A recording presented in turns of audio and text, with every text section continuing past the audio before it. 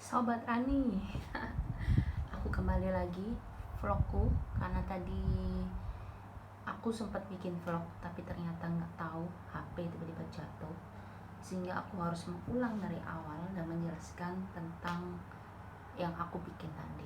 Kali ini aku mau bikin vlog yang tentunya kalian pasti tunggu-tunggu karena aku sudah pernah janji kalian untuk bikin vlog atau menjelaskan tentang santet. Apa sih sebenarnya santet itu?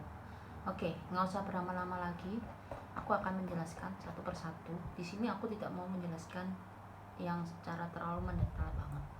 Tapi ini ada satu informasi tanpa harus menyinggung dengan pekerjaan yang sudah dilakukan di luar sana.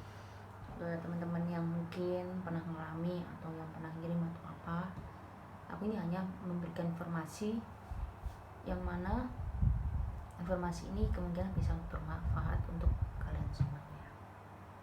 Oke, aku mau jelaskan dulu arti dari santet itu sendiri. Santet itu adalah proses untuk mencelakakan, ya, merugikan sampai bertindak jahat kepada seseorang atau target itu sendiri dengan cara-cara mengirimkan mantra-mantra, ilmu hitam dari jarak jauh. Intinya seperti itu. Karena medium-mediumnya atau perantaranya itu banyak banget ya. Bisa aku mau jelasin satu-satu. Biasanya santet ini itu dikirim dengan alasan untuk orang yang benar-benar tidak suka terhadap si target. Satu contoh, si A ngirimkan si B. Alasannya kenapa? Tentu pasti karena iri, dengki, cemburu, tidak senang hati, dan lain-lain. Sehingga dia meminta dan dia memakai cara yang tidak mestinya dilakukan. Itu asal mulanya ini ya. Aku mau jelasin. Ini aku mau jelasin.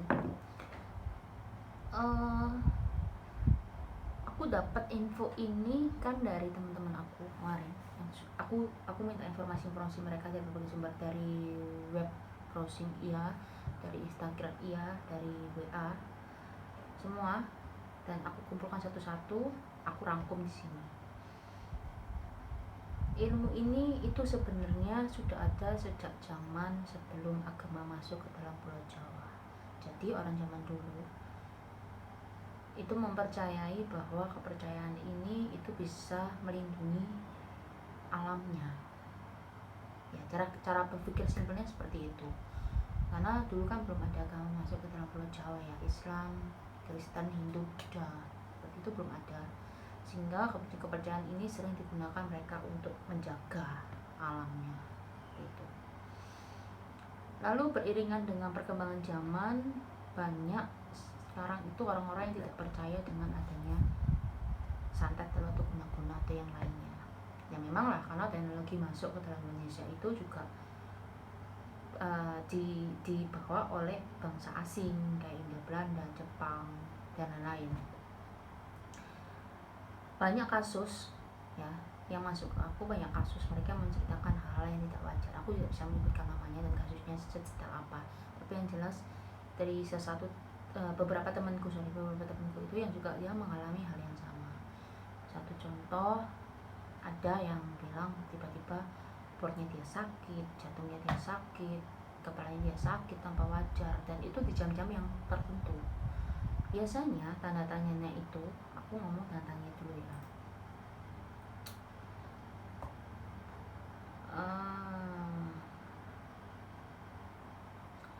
Biasanya itu tanda-tanda ini itu diawali dengan perasaan yang tidak enak.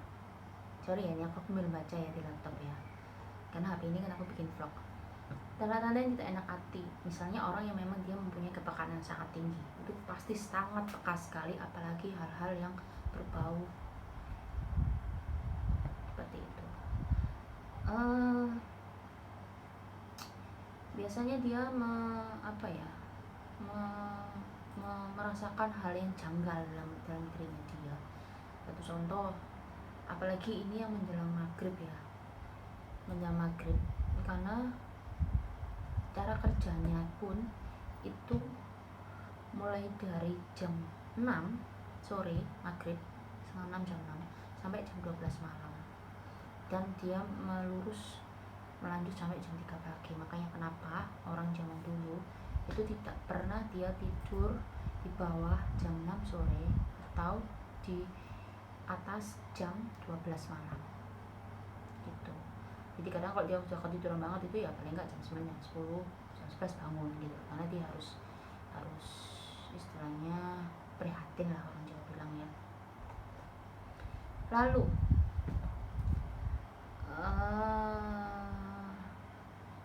tandanya apa? Biasanya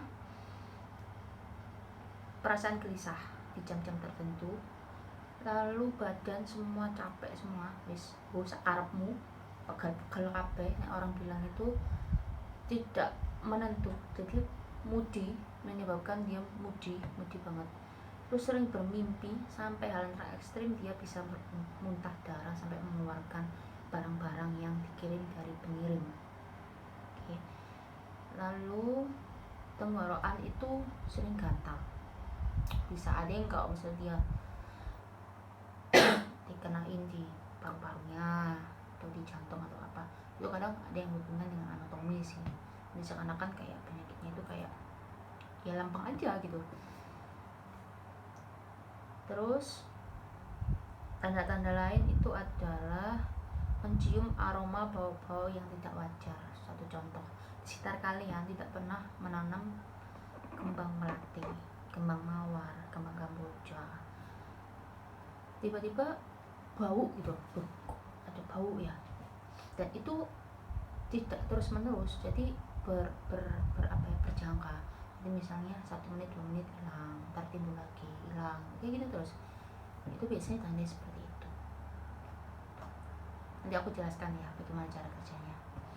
Lalu ada juga yang sampai gatal-gatal badan, itu gatal-gatal, muntah-muntah, nggak enak perutnya kayak seakan-akan kayak orang masuk angin, diaduk apa segala macam seperti itu. Banyak yang kirim ke aku ngasih saran, itu makanan-makanan yang harus dihindari itu adalah makanan pedas yang mengandung asam, bersoda. Lalu rebung ya, rebung itu karena dia itu kan bambu muda. Ada kepercayaan yang mengatakan bahwa kalau kita makan bambu itu kita malah dadi, ada yang seperti itu. Terus nanas ya, aku nggak tahu alasannya kenapa, cuma ada yang ngasih saran seperti itu selama 3 bulan berturut-turut. Sekarang aku mau jelasin media apa yang dipakai orang-orang untuk mengirim sesuatu gaib yang tidak baik ini. Pertama, perwujudannya dulu ya, itu bisa berupa jarum, kawat besi, lalu paku, jarum, kawat besi, paku, lalu kayak vudu-vuduan ya, itu bisa jadi boneka ilalang yang bisa ditusuk, boneka kapuk, boneka kayu, contohnya kayu yang lunak ya, kayak yang keras kan dia bisa disep gitu kan. Terus yang jelas itu juga tidak jauh dari ikut campur tangan dari makhluk jahat atau jin seperti itu. Lalu tiba-tiba hewan yang tidak lazim itu bisa masuk ke dalam rumah. Satu contoh kayak kelabang, itu yang biasanya nyata. Kalau sudah benar-benar ini aja, maksudnya sudah benar-benar sudah high end ya, itu biasanya kalau jengking gitu. Lalu telur ayam itu juga bisa jadi media. Lalu kertas raja mantra itu biasanya jadi media juga. Air yang sudah dicoba dihapus segala macam, yang katanya air dari gunung A, gunung B, gunung D. Lalu aku nemu juga fakta rambut. Jadi kalian hati-hati untuk memotong rambut kalian. Diusahakan rambut kalian itu sebenarnya ekstrim banget ya kalau misalnya kalian harus potong rambut terus rambut kalian dikukupi sendiri bawa pulang atau dibakar, itu terlalu ribet banget. Tapi kalau kalian tidak yakin ya mending lakukan aja seperti itu, daripada nanti takutnya kita kan nggak pernah tahu ya, kita juga nggak mau curiga ke orang. Tapi rambut itu bisa jadi media, baju terus pakaian dalam itu biasanya juga, dan tentunya bekas dipakai ya, bukan yang habis dicuci seperti itu. Dan ternyata ada fakta terbaru juga, itu sayuran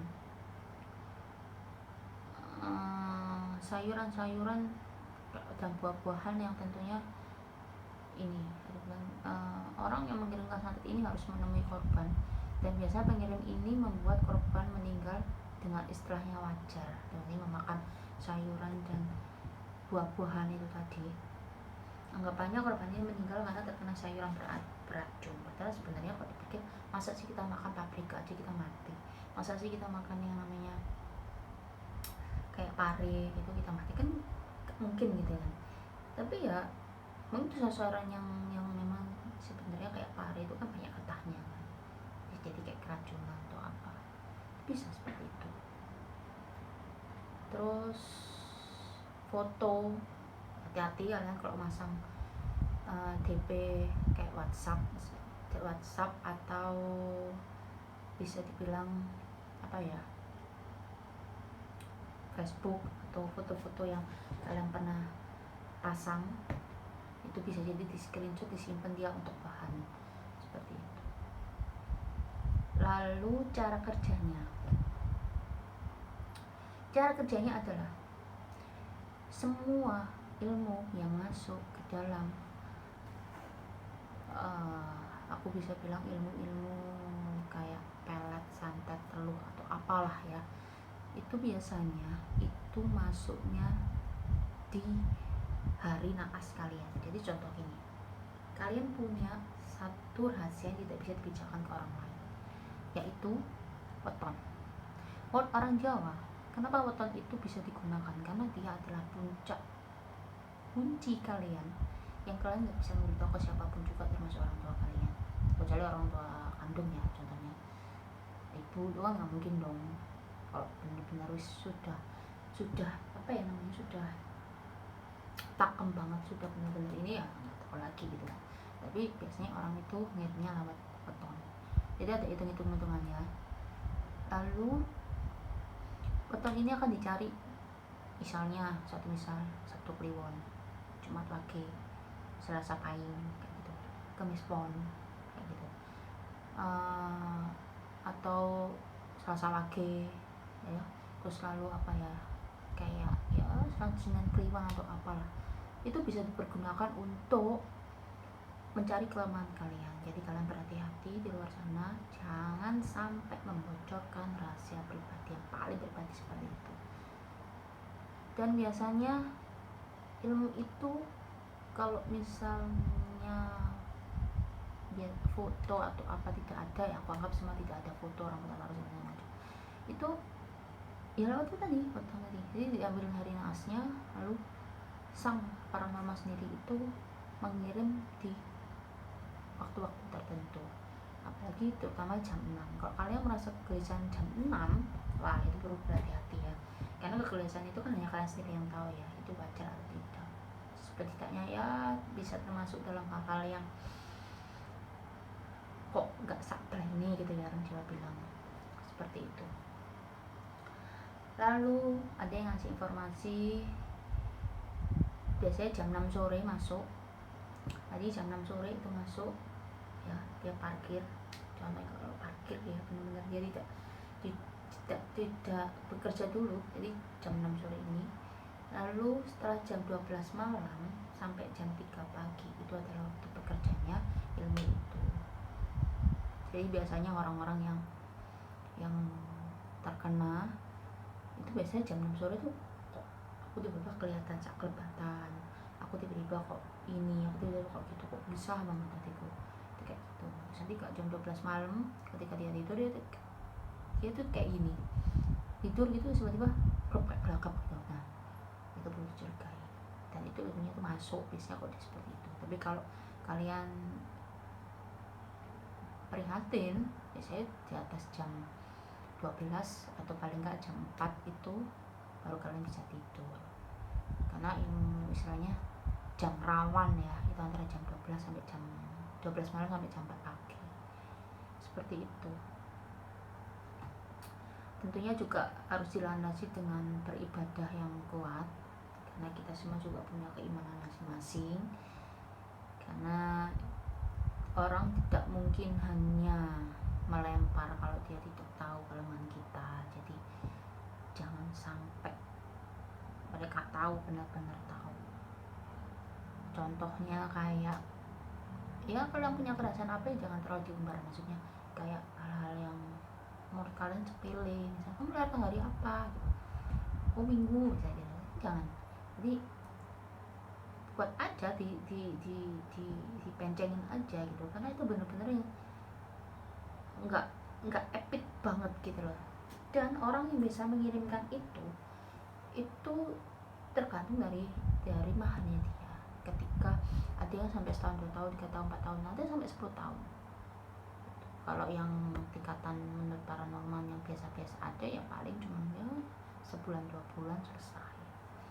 Tapi kalau sudah yang ini, sudah yang high end, itu sampai bertahun-tahun dan bisa dikembalikan.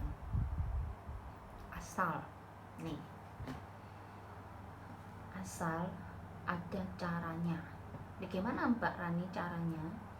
Caranya adalah tentu selain juga beribadah yang ketat, yang kenceng banget, wis mbok karepmu pokoknya nyantet bokon berbuat onar sakarepmu. Cuman hal-hal yang perlu kita harus garis bawahi di bold line di sini adalah kita juga selain berdoa, kita juga berikhtiar, berusaha bagaimana caranya supaya menghindari hal-hal yang seperti itu. Berkawanlah dengan teman-teman yang pemikiran dengan Anda, pemikiran dengan kalian semua. Sebenarnya nggak perlu terlalu penting-penting banget sih hal ini, tapi itu juga salah satu pendukung. Kedua, daun kelor pun itu bisa, galihnya daun kelor, jadi batangnya yang hitam apa coklat hitaman itu bisa digunakan untuk penangkal. Itu menurut ilmu Jawa. Gak tahu kalau untuk suku-suku yang lain aku nggak ngerti. Lalu bisa juga ada daun-daun yang lain, tapi yang paling mujarab sih kelor sih sebenarnya. Kayak gitu.